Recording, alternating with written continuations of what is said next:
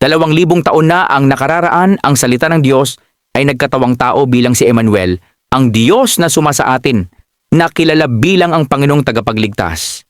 Siya ang unang nabuhay muli mula sa kamatayan at ngayon nakaupo sa trono ng kaluwalhatian sa langit.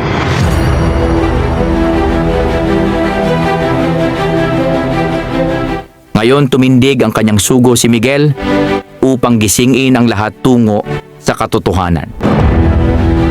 Ang espiritu ng katotohanan na isinugo ng Diyos. Ang Panginoon ng hukbo ay ang arkanghel na si Michael. Siya ang magkatawang tao sa huling araw na ito. Sa hula ni Daniel, ang tumatayong tagapagpatotoo ng salita ng Diyos dito sa mga pulo ng dagat, Gold of Ophir, ang lihim na lugar ng Panginoong Diyos na makapangyarihan, Mindanao, Philippines.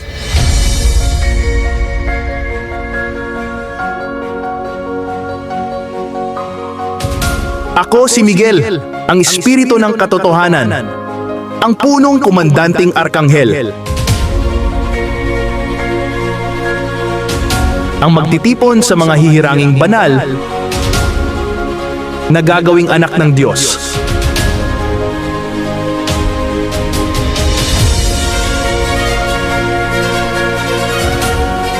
Ang bagong pangalan ng espiritu ng katotohanan na nagkatawang tao sa ngalan ng bugtong anak.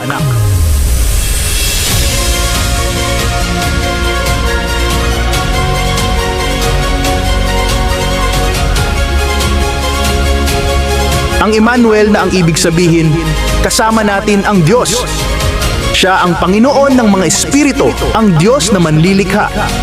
Kaya ito ang rason kung bakit ang tagapagligtas ay ipinaglihi sa isang birhin dahil sa kabanalan ng Diyos.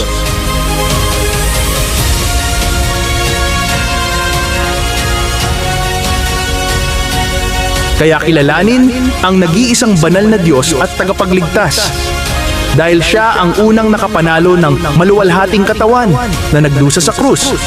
Para lang matuto tayong unahing hanapin ang kaharian at katwiran ng Diyos upang tawagin siya bilang Ama na nasa langit.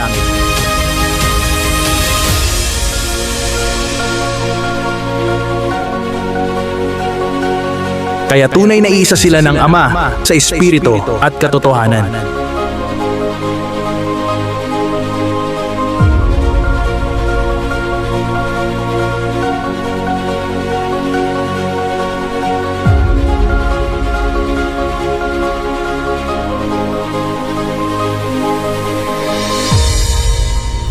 Ang paghahari ng Diyos ay nalalapit na.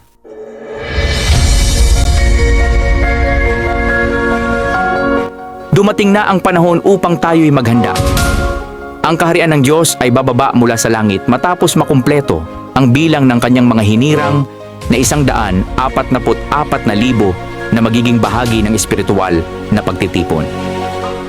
Ang mabuting balita ng kaligtasan ay ito: lumaya mula sa 2 lungsod ang kaharian ni Satanas, ang relihiyon at gobyerno, dahil ito ang tinatawag na The Great Babylon.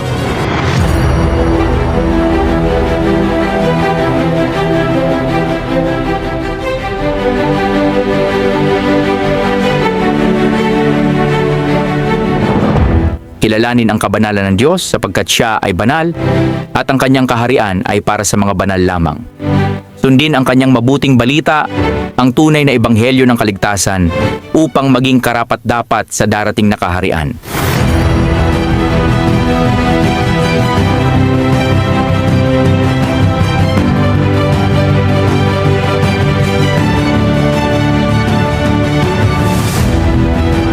Babala sa mga makasalanan. Ang mga nasa ilalim ng kontrol ng makalupang gobyerno at relihiyon ay nabibihag pa rin ng sistema ni Satanas, ang 2 lungsod na kanyang itinayo. Sinasabi sa atin ng Mateo na inialok ni Satanas ang lahat ng kaharian ng lupa sa salita ng Diyos.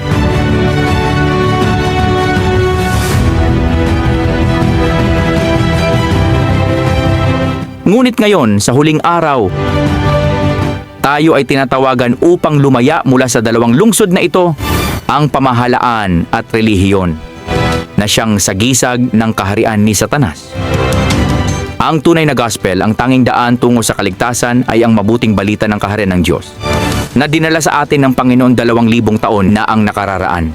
Ang panalangin na iniwan niya, ang panalangin ng Ama namin ay gabay upang tayo'y maging malinis sa harap ng Diyos at karapat-dapat sa kanyang kaharian.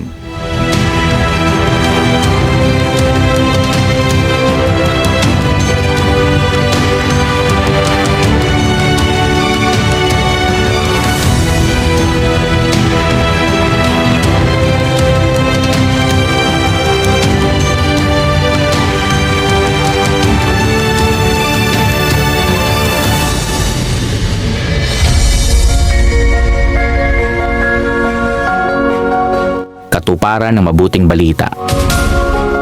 Tulad ng araw ng Pentecost, kung kailan isinugo ng Diyos ang banal na espiritu sa mga panalangin ng mga alagad ng Panginoon, ngayong huling araw ay diringgin ng Diyos Ama ang mga kahilingan ng kanyang mga pinili.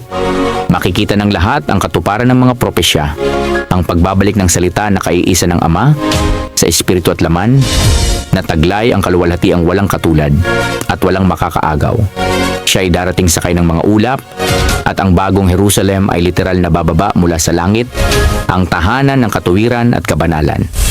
Ang salita ng Diyos na unang nakapanalo ng maluwalhating katawan ang magdadala ng ganap na katuparan ng mga hula, tulad ng isinulat sa Hosea 2:16-17, "Sa araw na iyon ng inyong pagbabalik sa akin, tatawagin ninyo ako na inyong asawa, Ama namin, at hindi na ninyo ako tatawaging Baal.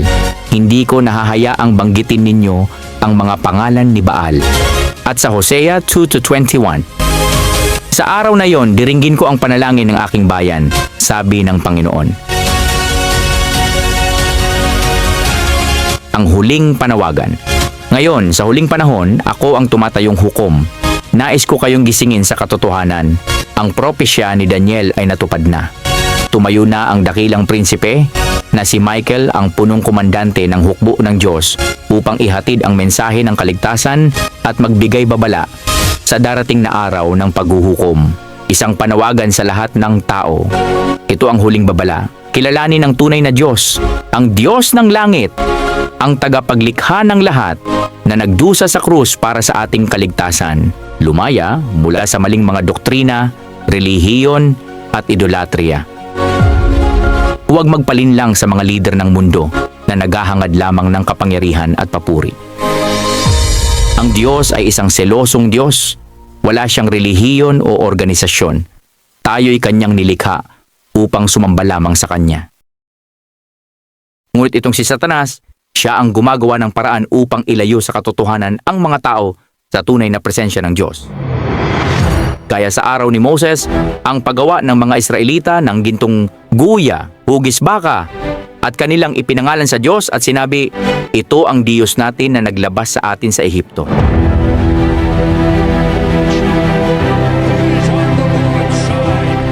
Ang kalapastangang ito ang dahilan pinatay ang mga tao dahil sinamba nila ang maling Diyos at pinaglalaban pa nila ito na parang ito nga ang tunay na Diyos.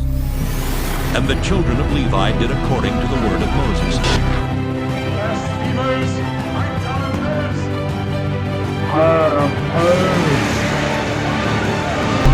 Oh, this people have sinned a great sin and have made them gods of gold. Kaya't alisin ang anumang anyo ng pagsamba sa mga idolo o anuman nagawa ng kamay ng tao. Ang ating Diyos ay nasa langit at siya lamang ang karapat-dapat sa ating papuri. Ang banal na misyon, ang Pilipinas, ang gintong Ophir, ay ang lihim na lugar ng Diyos sa huling araw. Sa pulo ng Mindanao, ang sugo ng Diyos, si Miguel, ay tumayo na upang ipahayag ang kanyang kalooban. Ito ang hudyat ng katuparan ng hula.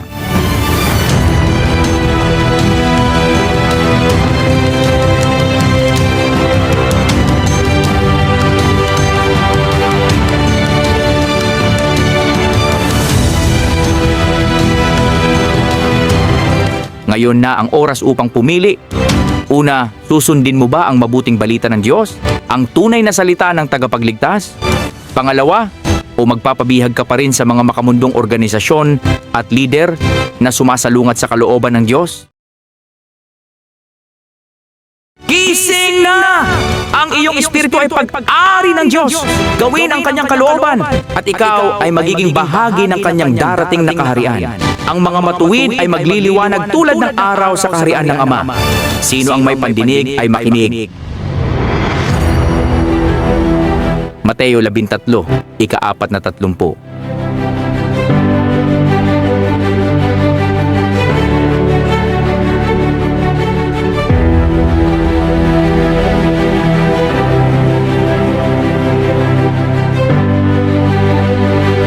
Ang pagbagsak ni Satanas at ang kanyang hukbo.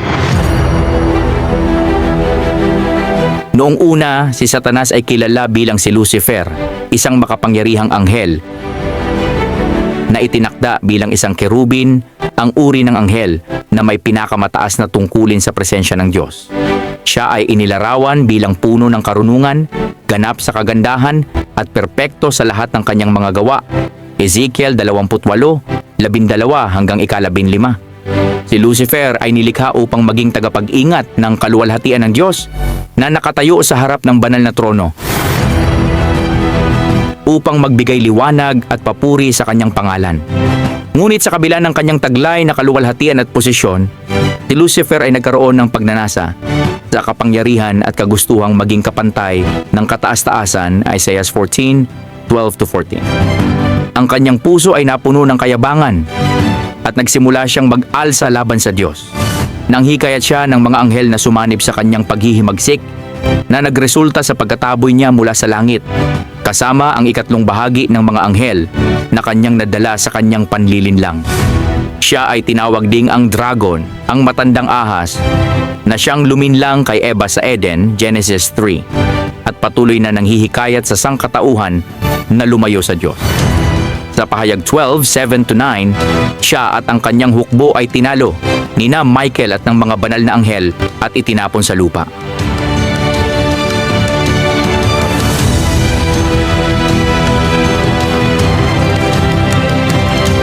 Mga uri ng anghel at kanilang gawain sa langit.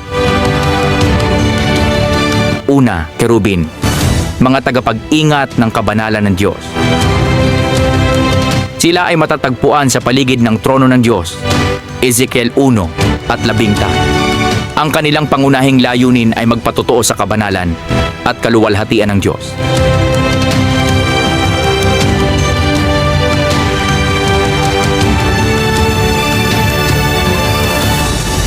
Dalawa, serapin. Mga anghel na nasa itaas ng trono ng Diyos, umaawit ng banal, banal, banal ang Panginoong makapangyarihan. Isaiah 6:2-3. Sila ang mga tagapag-purify at tagapagsiwalat ng kabanalan ng Diyos sa mga tao.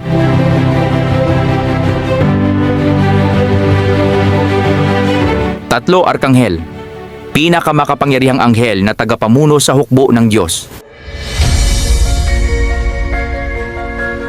Si Michael ang pinakakilalang arkanghel, ang leader ng hukbo ng Diyos laban kay Satanas. 4, mga mensahero, messenger angel. Tulad ni Gabriel, ang kanilang pangunahing gawain ay maghatid ng mga mensahe ng Diyos sa tao.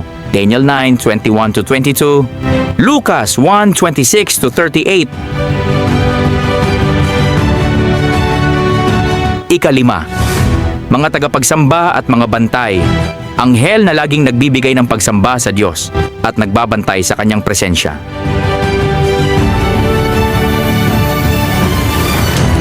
Pagkakaiba ni Satanas sa mga anghel. Habang ang mga banal na anghel ay nananatili sa pagiging masunurin sa Diyos at sa kanyang kabanalan, si Satanas ay naging suwail at puno ng kayabangan. Sa halip na purihin ng Diyos, hinangad niyang kunin ang kanyang kaluwalhatian. Ang kanyang espiritu ng pagrebelde ay nagbunga ng kanyang pagbagsak at naging dahilan upang siya ang maging kaaway ng Diyos at ng kanyang mga hinirang. Ang pagtukso ni Satanas sa tagapagligtas, Mateo 4:8-12.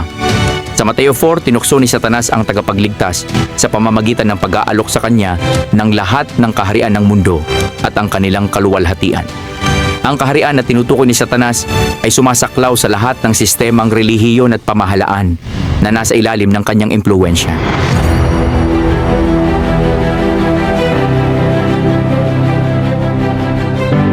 Ang mga ito ay mga kaharian na nagtataguyod ng kasamaan, idolatria at pagsuway sa Diyos. Ngunit tinanggihan ng tagapagligtas ang alok ni Satanas at sinabi, "Sambahin mo ang Panginoon mong Diyos at siya lamang ang iyong paglingkuran." Ngayon, sa huling araw na ito, ang mga kaharian ni Satanas ay nagkaisa sa ilalim ng isang malaking sistema, ang One World Religion at One World Government na pinamumunuan ng Papa sa Roma. Ang sistemang ito, na tinutukoy bilang Great Babylon sa pahayag 17 at 18, ay sinasalamin ng Jezebel ng lumang tipan na nagtataguyod ng maling pagsamba at imoralidad. Nilalabag nito ang walang hanggang kasunduan ng Diyos kay Moses, ang mga isinulat ng mga propeta, at ang mga hula ni Juan na tagapagbautismo, mga kautusan na hindi kailanman pinawalang bisa ng tagapagligtas. Ang pangwakas na mensahe. Sa huling araw na ito, tinatawag ang mga hinirang ng Diyos na lumaya mula sa mga kaharian ni Satanas. Ang mga sekta, relihiyon at pamahalaan ay nagiging daan ng pagkawatak-watak ng pananampalataya dahil sa mga maling interpretasyon na nagpaparangal sa sarili ng kanilang mga leader. Ang mga makamundong leader, pare, pastor, nag-aangking propeta at apostol ay nagiging halimbawa ng espiritu ni Satanas na naglalayong agawin ang parangal na nararapat lamang sa Diyos. Sila ang mga babala ng tagapagligtas sa Mateo 24. "Marami ang darating sa aking pangalan at kanilang ililigaw ang marami." Ang dalawang lungsod ni Satanas, ang mga kaharian ni Satanas ay malinaw na makikilala. Ang mga ito ay nagkawatak-watak, walang tunay na pagkakaisa at nagtuturo ng mga maling aral. Ang mga bagong sekta at grupo ay nagpapakilala ng maling Kristo at maling propeta, na tulad ng panahon ni Noah ay nagpapalaganap ng kasamaan. Ang huling tawag sa mga hinirang ng Diyos, lumabas kayo mula sa Great Babylon. Huwag kayong magpaalipin sa mga kaharian ni Satanas. Yakapin ang katotohanan ng Diyos, sundin ang kanyang walang hanggang kautusan, at maging tapat sa kanyang banal na salita na nagkatawang tao 2,000 years ago. Ang Panginoon ay darating sakay ng ulap, taglay ang kaluwalhatiang walang katulad. Ang kanyang kaharian ay magpakailanman. Magbalik loob na sapagkat ang takdang araw ay nalalapit na. Mensahe kay Pope Francis, ang Jezebel ng henerasyong ito. Pahayag 2:18-29. Ang mensahe sa Tiatira. Sa aklat ng pahayag, ang sulat sa iglesia sa Tiatira ay nagbibigay babala laban sa espiritu ni Jezebel na lumalason sa mga tao sa pamamagitan ng maling katuruan, kasamaan at pagsamba sa huwad na Diyos. Ganito rin ang ginagawa ng Jezebel sa kasalukuyang panahon. Isang espiritual na larawan ng mga lider na sumusuway sa Diyos at nagpapakalat ng mga maling doktrina upang linlangin ang mga tao. Pahayag 2:20-21. Ngunit ito ang sinasabi ko laban sa iyo. Pinahihintulutan mo ang babaeng si Jezebel na nagpapanggap na propetang babae. Tinuruan niya ang aking mga lingkod na magkasala, magpakahawa sa kahalayan, at kumain ng pagkaing inihandog sa mga Diyos-Diyosan. Binigyan ko siya ng panahon upang magsisi sa kanyang kahalayan, ngunit ayaw niyang magsisi. Babala, ang paglabag sa kautusan ng Diyos. Pope Francis, ikaw ay binibigyan ng babala ng salita ng Diyos na nagkatawang tao 2,000 taon na ang nakakaraan. Ikaw na kumakatawan sa One World Religion at sumasakop sa One World Government ay naging instrumento ng espiritu ng Jezebel na nagkakalat ng maling pananampalataya sa pamamagitan ng huwad na katuruan. Sa paggawa ng mga grupo sa ilalim ng iyong pamamahala, pinalalakas mo ang 2 lungsod ng kaharian ni Satanas na binanggit sa aklat ng pahayag. Sinusunod mo ang sistema ng mundo na lumalabag sa walang hanggang kautusan ng Diyos na ibinigay kay Moises. Pinawalang bisa mo ang mga utos sa pamamagitan ng mga doktrina ng tao at maling tradisyon. Sa ganitong paraan, ang mga tupa ng Diyos ay nagkawatak-watak, nag-aaway-away at naligaw sa paniniwalang ang kaligtasan ay nasa sekta o relihiyon. Pahayag 13, 1-4.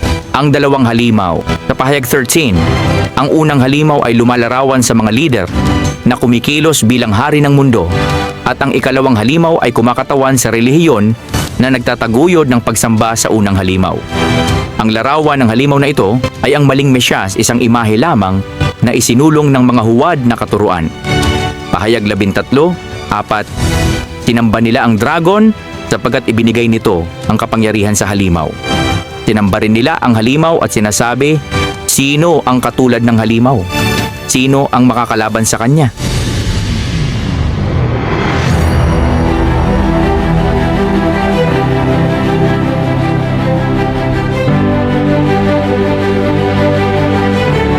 Ang mga aksyon ng iyong pamumuno, Pope Francis, ay nagpapalakas sa huwad na sistema ng relihiyon at pamahalaan. Ang maling katuruan ay nagpapalaganap ng idolatriya, kasamaan at pagsamba sa mga huwad na Diyos na gawa ng tao laban sa walang hanggang kautusan ng Diyos.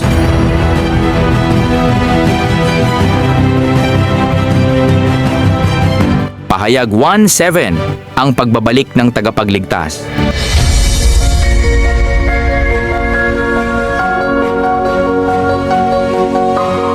Tingnan ninyo, dumarating siya na nasa mga ulap at makikita siya ng bawat mata, pati na ang mga tumusok sa kanya.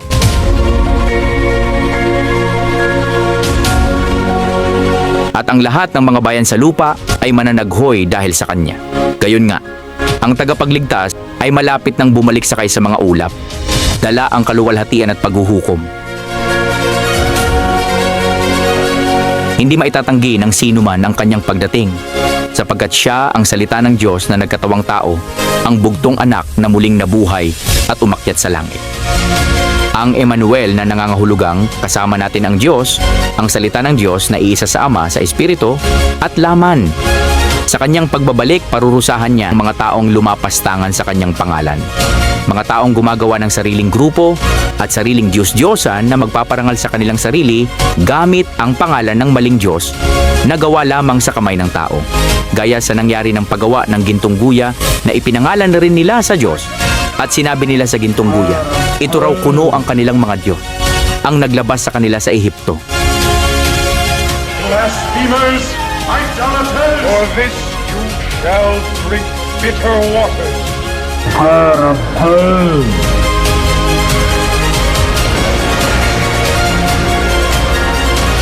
Babala at paalala. Una, ang walang hanggang kautusan ng Diyos. Hindi kailanman pinawalang bisa ng tagapagligtas ang kautusan ng Diyos. Oh, this people have sinned a great sin and have made them gods of gold. Sa halip, tinupad niya ito bilang halimbawa para sa lahat ng tao. Mateo 5:17. Huwag ninyong isipin na naparito ako upang ipawalang saysay ang kautusan ni Moises at ang isinulat ng mga propeta. Naparito ako upang tuparin ang mga ito. Pangalawa, ang espiritu ng katotohanan. Ang espiritu ng katotohanan na siyang banal na espiritu ay gising na at nagpapahayag ng katotohanan sa mga huling araw. Siya ang magpapatotoo sa pag-iral ng Diyos. Ang maghahanda sa mga tao para sa paghuhukom at magbibigay daan upang magising ang mga tapat na tagasunod ng Diyos. Ang espiritual na giyera.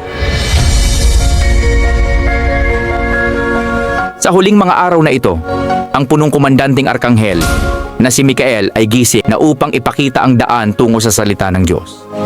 Siya ang espiritu ng katotohanan na tumutulong upang ihanda ang mga tao sa nalalapit na pagbalik ng tagapagligtas. Pope Francis, ikaw ba'y magsisisi at babalik sa Diyos? O magpapatuloy ka ba sa maling landas na nagpapalaganap ng idolatriya at pagsuway sa Diyos? Ang araw ng paghuhukom ay dumarating at ang Diyos ay maghahari ng walang hanggan. Ang bawat isa, maging makapangyarihan man sa mundo o sa langit, ay haharap sa kanyang paghuhukom. Ikaw ba ay handa? Ito ang mensaheng ipinadala ng Diyos sa pamamagitan ng bugtong anak. Ang salita ng Diyos na nagkatawang tao 2,000 taon na ang nakakaraan. Ang espiritu ng katotohanan ay nagpapahayag sa mga huling araw na ito sa mga pulo ng dagat, Gold of Ophir, Mindanao, Philippines, ang lihim na lugar ng Panginoong Diyos na makapangyarihan sa lahat.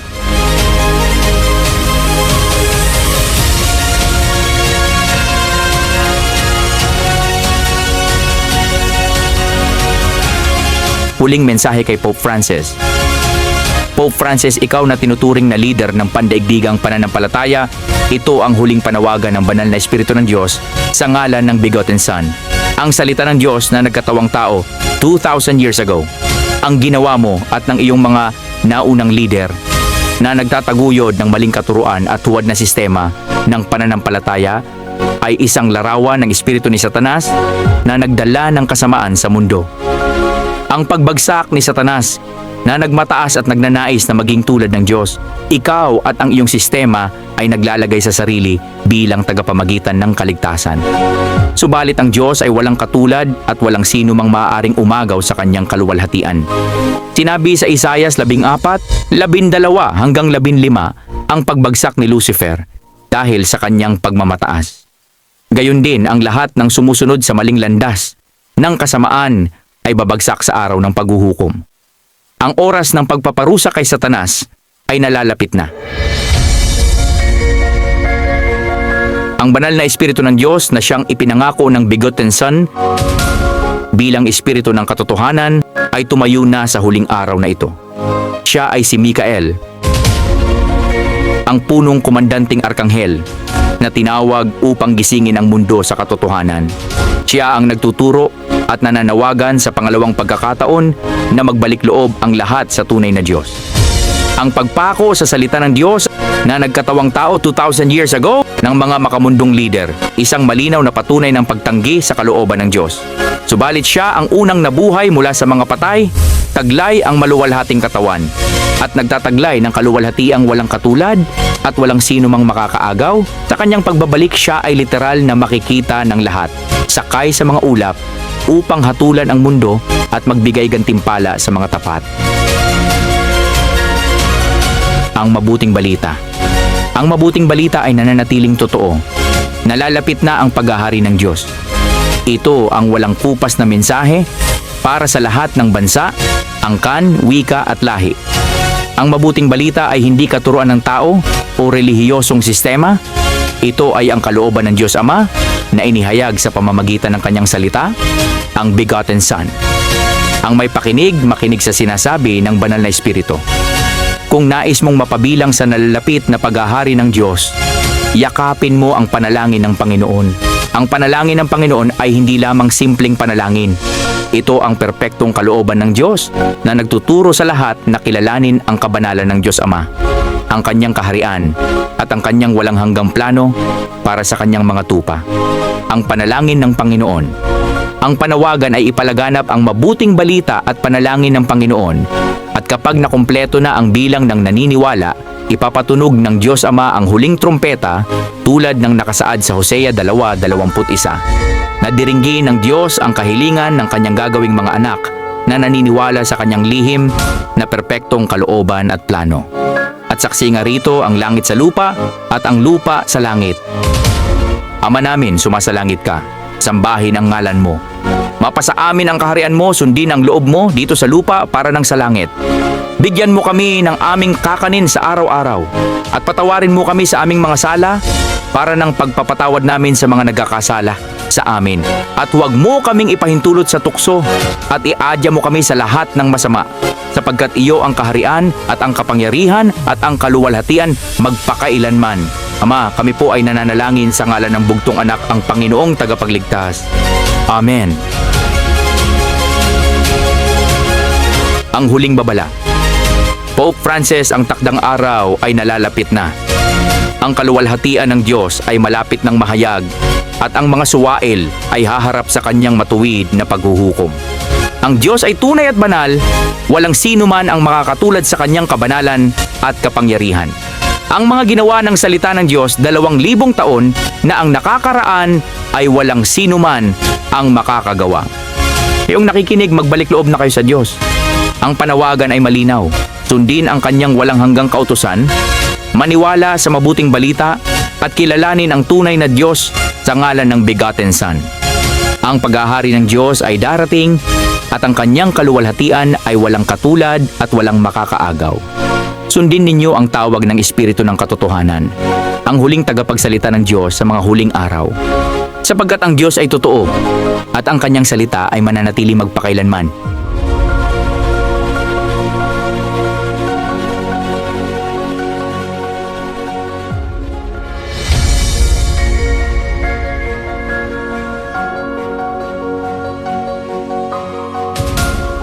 ang mensahe ng panawagan, ang nalalapit na paghahari ng Diyos. Magsisi, maniwala at yakapin ang panalangin ng Panginoon. Ang paghahari ng Diyos ay malapit na. Lahat ay imbitado sa kasalan ng kordero at sa nalalapit na paghahari ng Diyos. Ngunit ang pagkakataong ito ay may hangganan. Yakapin ang panalangin ng Panginoon at ipalaganap ito sa lahat ng nilikha, bansa, angkan, wika at lahi, hanggang mabuo ang bilang ng mga hinirang na banal na makakasama sa kaharian ng Diyos.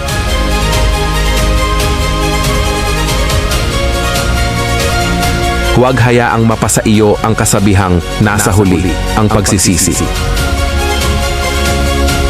Ang perpektong kalooban ng Diyos.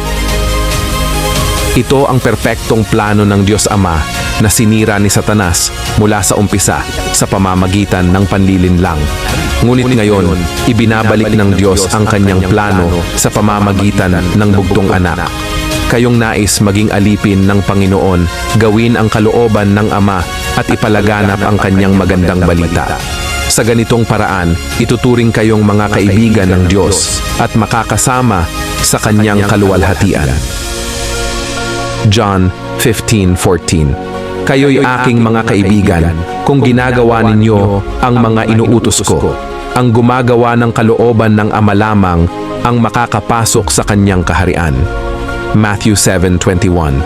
Hindi ang bawat nagsasabi sa akin, Panginoon, Panginoon, ay papasok sa kaharian ng langit, kundi ang gumagawa ng kalooban ng aking Ama na nasa langit.